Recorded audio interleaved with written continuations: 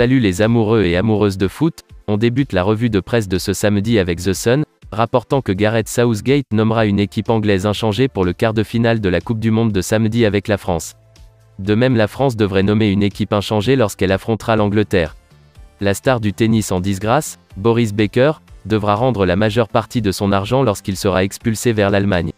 Selon le Daily Mail, Arsenal a conclu un accord pour signer le défenseur de l'Eintracht Francfort, Evan Ndicka, sur un transfert gratuit, selon des informations en Italie. L'Atlético Madrid a identifié Luis Enrique comme sa principale cible pour remplacer Diego Simeone s'il dit au revoir au club, selon des informations en Espagne. Barcelone a laissé passer l'opportunité de signer l'attaquant portugais en forme, Gonçalo Ramos, malgré les conseils du super agent Jorge Mendes, selon des informations. Une grande coupe du monde du milieu de terrain américain, Weston McKennie, pourrait conduire à un transfert en janvier loin de la Juventus.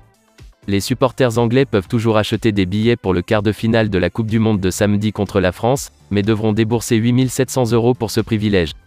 À en croire le Daily Mirror, Everton explore un mouvement d'environ 41 millions d'euros pour l'ailier de Watford, Ismaïla Sarr, le mois prochain, mais les Hornets s'attendent à garder leur gros canon moyennant une charge de promotion. D'après The Times, Cristiano Ronaldo a reçu un avertissement de la Advertising Standard Authority, après 2 publications sur les réseaux sociaux qui ont branché des produits sans préciser qu'il s'agit d'une publicité. Nantes a sauté en tête de file pour débarquer la star des Rangers, Glenn Kamara, et prépare une offre de 7 millions d'euros pour le milieu de terrain d'Ibrox. Harry Kane prononcera le dernier discours du vestiaire dans le vestiaire du stade Al-Bayt avant d'affronter la France, et dira à ses coéquipiers qu'ils sont prêts pour la gloire de la Coupe du Monde, fait savoir le Daily Telegraph, en ajoutant que Nottingham Forest est furieux contre l'association sénégalaise de football alors que les craintes s'intensifient que Cheikhou Kouyaté rate une partie importante de la saison. Le Daily Star évoque que Dana White a fait l'éloge des fans hardcore de l'UFC basés au Royaume-Uni avant leur retour à Londres avec la défense du titre de Leon Edwards au début de 2023. Les grands clubs européens et la FIFA n'ont pas renouvelé l'accord qui les lie depuis 2015 sur la libération des joueurs pour les tournois internationaux, explique The Athletic.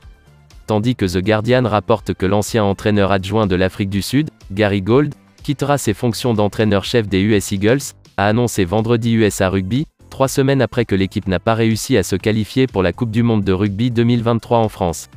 Jean et l'AEK Athènes sont sur la piste de la star de la Coupe du Monde de Saint-Mirren, Keanu Bacchus, évoque le Daily Record, en précisant que le Celtic a rejoint les Rangers dans la lutte pour le leader de Hearts, James Wilson, et cherche à effectuer un certain nombre de raids sur d'autres rivaux pour renforcer davantage ses rangs d'académie et de développement. Et pour terminer, The Scottish Sun rassure que l'Udinese a rejoint la course pour décrocher la star des Hibs, Ryan Porteous.